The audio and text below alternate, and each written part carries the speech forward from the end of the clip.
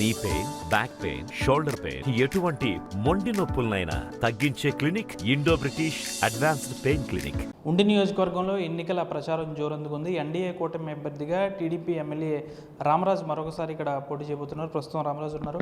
సరే, ఇప్పటికీ మీరు చాలా గ్రామాలు తిరిగారు. ఎలా ఉంది గ్రాఫ్ అనేది? ప్రజలు ఏమంటున్నారు? ప్రజలందరూ కూడా మౌలిక వసతులు ఎక్కడ కూడా ఈ 5 సంవత్సరాల్లో వైఎస్ఆర్సీపీ పార్టీ వచ్చిన తర్వాత నిర్లక్ష్యం చేసేదనేది చెప్తా ఉన్నారు.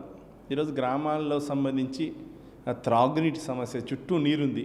మన గోదావరి జిల్లాలంటే నీరు ప్రవాహం ఎక్కువ, సముద్రానికి పోయేటువంటి పరిస్థితి కనపడతా ఉంటుంది. ఇప్పుడు కూడా సంవత్సరానికి 10 నెలల పాటు కూడా సముద్రంలోకి వెళ్ళేటువంటి పరిస్థితి కనపడతా ఉంటుంది. అయినప్పటికీ కూడా త్రాగునీరు సిస్టమ్ సరిగ్గా లేకపోవడం ద్వారా గతంలో చంద్రబాబు నాయుడు గారు కూడా, ఉదాహరణకి మా ఉండి నియోజకవర్గానికి 102 కోట్ల రూపాయలు తీసుకురావడం జరిగింది. దాంట్లో ఈ రోజు వరకు వీళ్ళు 20 కోట్లు కూడా ఖర్చు పెట్టకపోవడం ద్వారా ప్రజలందరూ కూడా నష్టపోవడం జరుగుతూ ఉంది. అంతేకాదు, ఇంటర్నల్ సిమెంట్ రోడ్స్ కానీ, డ్రైనేజ్ వ్యవస్థ కానీ, శానిటేషన్ కానీ, పంచాయతీలు నిధులు లేకపోవడం కానీ, పంచాయతీ సర్పంచులు అయిన చోట కూడా ఎక్కడ నిధులు ఇవ్వకపోవడం కానీ, అపోజిషన్ ఎమ్మెల్యేగా నేను ఉండటం ద్వారా నాకు ఎక్కడ నిధులు ఇవ్వకపోవడం కానీ, పోనీ వారు ఉన్నటువంటి ఇన్ఛార్జిల ద్వారా నిధులు కేటాయిస్తారంటే వారు ఏదైతే కేంద్ర ప్రభుత్వం వచ్చిన నిధుల మీద పెత్తనం చేసేటువంటి పరిస్థితి కనపడతా ఉంది. ఈరోజు సచివాలయం వ్యవస్థలు కానీ, రైతు భరోసాలు కానీ కట్టడం జరిగింది. ఈరోజు ఉదాహరణకి రైతు భరోసా తీసుకుంటాం. రైతు భరోసాలో ఎన్ని సర్వీసెస్ ఉన్నాయి, ఆ సర్వీసెస్లో ఎన్ని ఇస్తున్నారనేది చూస్తే ఈరోజు ఇక్కడ కూడా జరిగేటువంటి పరిస్థితి కనపడుతుంది. దాని ద్వారా ప్రజలందరూ కూడా ఈరోజు చెప్తా ఉన్నారు, మేము మేనిఫెస్టోకి 100కి 100% చేయడం జరిగిందని చెబుతున్నారు. మద్యపాన నిషేధం అన్నారు, చేశారా? అమ్మ ఒడి ఎంతమంది పిల్లలు ఉంటే అంతమందికి ఇస్తున్నారు, చేశారా? పెన్షన్ 3000 అన్నారు, రాగానే చేశారా? ఇట్లా అన్నింటిలోని వైఫల్యాలు పెంచడం, కరెంటు బిల్లులు రేట్లు పెరిగిపోవడం ద్వారా సంక్షేమ పథకాలు చాలామందికి అందరూ పరిస్థితి కనపడుతూ ఉంది. ఉండి నియోజకవర్గం అంటే ప్రధానంగా ఆక్వాకు సంబంధించి పెద్ద ఎత్తున జరుగుతూ ఉంటుంది. ప్రస్తుతం వైసీపీ ప్రభుత్వం వచ్చిన తర్వాత మీరు ఉండి నియోజకవర్గంలో ఉంటూ ఉంటారు. ఏ విధంగా ఉంది ఆక్వాకు సంబంధించిన రంగం? ఆక్వా రంగం కుదేలైపోయింది.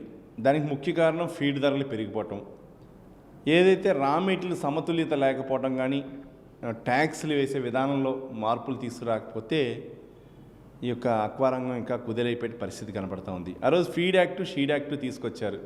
దానికి మేము కూడా ప్రపోజల్ చేసాం. వాళ్ళ మెజారిటీ ఒపీనియన్ ఉంది. అయినప్పటికీ కూడా మేము మాట్లాడినప్పుడు యాక్ట్ మంచిదే కానీ గ్రౌండ్ లెవెల్లో జరగదు అని చెప్పా. సార్ చూడండి, మీరు కూడా నేనైతే అసెంబ్లీలో మాట్లాడానో యాక్ట్ మంచిదే, యాక్ట్ గ్రౌండ్ లెవెల్ అమలు జరగడం కష్టం అనేది చెప్పా. ఆ రోజు డిఓఆర్బి రేటు 1,10,000 రూపాయలు ఉంది. ఈరోజు 2 లక్షల రూపాయల దాకా వెళ్ళింది. 1,70,000, 2 లక్షల రూపాయలు ఉంది డిఓబి రేటు. అంటే రైతుకి ఎంత నష్టపోతున్నాడు? మరి ఫీడ్ యాక్ట్, షీడ్ యాక్ట్ ఉన్నప్పుడు కంట్రోల్ చేసే హక్కు రాష్ట్ర ప్రభుత్వానికి ఉంది. రొయ్యల మేత ధరలు పెరిగినాయి, ఇంపోర్ట్ డ్యూటీల వల్ల, లేకపోతే ఫిష్ మీల్ మీద, లేకపోతే ఇప్పుడు ఎన్నో రకాల ఒడిదుడుకులు. ఒక పక్క కరెంట్ విద్యుత్ రాయితీ ఇస్తానని చెప్పి ₹50 ఈరోజు చూస్తే విద్యుత్ రాయితీలకి 10 ఎకరాలని, 5 ఎకరాలని, aqua zone, non aqua zone అని పరిమితులు పెట్టి చాలా వరకు 30-40% మంది రైతులకు అందుబాటులో లేకుండా విద్యుత్ జరుగుతూ ఉంది.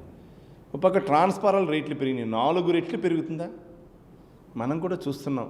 మనం కారు కొంటాం, 20 సంవత్సరాల నుంచి చూసుకుంటే ఎవ్రీ 5 ఇయర్స్కి ఒక రెట్టు కూడా పెరగదు కారు రేటు. ట్రాన్స్ఫార్మర్లు 4 రెట్లు ఎందుకు పెరుగుతాయి? ఐరన్ రేటు ఎంత పెరిగింది? 20% కూడా పెరగలా. ఈరోజు కొల్యూట్ అయిపోయి కొన్ని కంపెనీస్ తోటి వాళ్ళు టైఅప్ పెట్టుకుని సుమారుగా 4 రెట్లు ట్రాన్స్ఫార్మర్ రేట్లు పెరిగినాయి. పై ఎఫ్ఎస్ఏ ఛార్జెస్ లాస్ వచ్చిందని, ఫ్యూయల్ ఛార్జెస్ కానీ, ఎఫ్ఎస్ఏ కానీ, ట్రూ ఆఫ్ ఛార్జెస్ కానీ, సెక్యూరిటీ పాయింట్స్ అని విపరీతంగా రైతుల మీద భారం చేస్తూ ఉంది. అదేవిధంగా ఎక్స్పోర్ట్ ఇన్సెంటివ్ ఏదైతే ఉందో మనకు రావాల్సినటువంటి రైతులకు మద్దతుగా ఇచ్చేటువంటి కేంద్ర ప్రభుత్వం ఎప్పటి నుంచో ఉన్నటువంటి ఎక్స్పోర్ట్ ఇన్సెంటివ్ కూడా తగ్గించినప్పుడు వీళ్ళు రిక్వెస్ట్ కూడా పెట్టాల. మా రాష్ట్రానికి ఆక్వా అనేది సుదీర్ఘమైనటువంటి సముద్ర తీర ప్రాంతం ఉంది, 970 కిలోమీటర్లు ఉంది. ఇక్కడ 970 కిలోమీటర్లు ఎక్కడా కూడా ఇక్కడ నష్టపోతున్నటువంటి రైతాంగానికి ఎక్కడ ఉపయోగపడే విధంగా ఎక్కడా కూడా ఈ ప్రభుత్వం నిర్ణయం తీసుకోవాలా. పవర్ కట్ల ద్వారా డీజిల్ రేటు పెరిగిపోయింది. డీజిల్ గతంలో తెలుగుదేశం ప్రభుత్వంలో ₹66 నుంచి ₹70 లోపుని డీజిల్ పెట్రోల్. ఇవాళ వీళ్ళు ఉన్నప్పుడు 110 నుంచి 120 వరకు వెళ్ళింది, ₹110 లోపు ఉంది ఇప్పుడు. అంటే 100-110 మైన పెట్రోల్ డీజిల్ నడుస్తూ ఉంటే ఏ ఒక వస్తువైనా ఒక 5 సంవత్సరాల్లో ఒక రెట్టు ఎప్పుడన్నా పెరిగిందో మనం చూసాం? గత 10-15 సంవత్సరాలు తీసుకోండి, 40 సంవత్సరాలు తీసుకోండి, 50 సంవత్సరాలు తీసుకోండి. ఈరోజు దారుణమైనటువంటి పరిస్థితి. మద్యం కూడా అంతే. మద్యపాన నిషేధం అని చెప్పి సంక్షేమ పథకాలు ఇస్తున్నామని చెప్పి వందలు అన్నీ కూడా ఈరోజు అక్కడ కొన్న 10-15 రూపాయలు పెట్టి బాటిల్ కొంటే భీమవరం రావడానికి 2 అవర్స్ పడుతుంది. భీమవరం నుంచి రూరల్ విలేజెస్కి వెళ్ళడానికి ఇంకో 1 అవర్. 3 అవర్స్లో 15 రూపాయలు పెట్టుకున్న వస్తువు 170 రూపాయలు, 150 రూపాయలు అమ్ముతున్నారు. అంటే 10 రెట్లు ప్రభుత్వమే ఆదాయ వనరులను ఎన్నుకుని పేదవాడిని నడ్డి విరిచేటువంటి పరిస్థితి కనపడతా ఉంది. కాబట్టి ఇవన్నీ కూడా ప్రజలు గమనిస్తారని చెప్పి మీ ద్వారా తెలియజేసుకుంటారు. ప్రధానంగా పార్లమెంటు విషయానికి వస్తే ఇక్కడ రఘురామకృష్ణరాజు పోటీ చేస్తారని అందరూ ఊహించారు. ఆయన పోటీ చేస్తారనుకున్నారు. అనూహ్యంగా బీజేపీ అభ్యర్థి శ్రీనివాసవరంకి ఆ సీట్ అనేది దక్కింది. ఎలా ఉండబోతుంది శ్రీనివాస అభ్యర్థిత్వంపై మీరు ఏమన్నా ఇబ్బంది పడే అవకాశం? అంటే మేమందరం కూడా రఘు గారు ఎంపీ అభ్యర్థి అని అందరూ అనుకున్నాం. ప్రజలు కూడా కోరుకోవడం జరిగింది. అయితే ఈ పొత్తుల్లో భాగంగా అది బీజేపీకి వెళ్ళటం, తదుపరి బీజేపీలో జరిగినటువంటి సంఘటనల ద్వారా రఘు గారికి ఇవ్వకపోవడం అనేది దురదృష్టకరమే. కానీ అదన్నీ కూడా అధిష్టానం చూస్తూ ఉంటుంది. అధిష్టానం కూడా పరిగణనలో ఉంది. వారందరూ కూడా ఏ నిర్ణయం తీసుకుంటారో ఆ నిర్ణయానికి పార్టీకి అందరూ కట్టుబడి ఉండాలి. కానీ రఘురామకృష్ణరాజు గారు కావాలనే విధానంలో అందరూ కూడా కోరుకోవడం జరుగుతూ ఉంది. ఎందుకంటే ఆయన పార్టీ కోసం అన్ని ఆ పార్టీలు లేకుండా ఆయన ప్రజల సమస్యపై ఎక్కువసేపు పోరాడటం జరిగింది.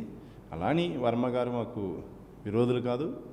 వర్మ గారు కూడా మా స్నేహితులే. కానీ రఘురామకృష్ణరాజు గారు అనేది అందరూ కూడా ఎక్కువ మంది ప్రజలు కోరుకోవడం జరిగింది.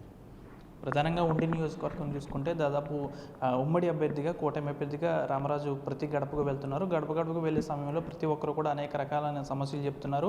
ప్రధానంగా చూసుకుంటే ఉండి నియోజకవర్గంలో ఆక్వాకల్చర్ అనేది ఎక్కువగా ఉంటుంది. పూర్తిగా వైసీపీ ప్రభుత్వం అధికారంలోకి వచ్చిన తర్వాత ఆక్వాకల్చర్ పూర్తిగా కుదేలైంది. అన్ని రేట్లు కూడా పూర్తిగా పెరిగాయి అంటారు. ముఖ్యంగా చూసుకుంటే పార్లమెంట్ అభ్యర్థిత్వం రఘురామకృష్ణరాజుకి తనకు ఇవ్వకపోవడంపై కాస్త అసంతృప్తితో ప్రజలంతా ఉన్నారు. కానీ శ్రీనివాసవర్మకి టికెట్ ఇవ్వడం పట్ల కూటమి అభ్యర్థిగా శ్రీనివాసవర్మకి ఇచ్చారు కాబట్టి ఆయనకు కూడా మేము సపోర్ట్ చేస్తున్నాం. మరొకసారి రఘురామకృష్ణరాజుకి అభ్యర్థిత్వంపై అధినాయకులు కూడా ఆలోచించాలని కూడా చెప్తున్నారు. వీడియో జర్నలిస్ట్ శేఖర్తో మనోజ్, ఆర్టీవీ భీమవరం నుంచి. మరిన్ని వీడియోస్ కోసం ఛానల్ ని సబ్స్క్రైబ్ చేయండి. లేటెస్ట్ అప్డేట్స్ కోసం వాట్సాప్ ఛానల్ ని ఫాలో చేయండి. అండ్ లింక్ డిస్క్రిప్షన్ లో ఉంది.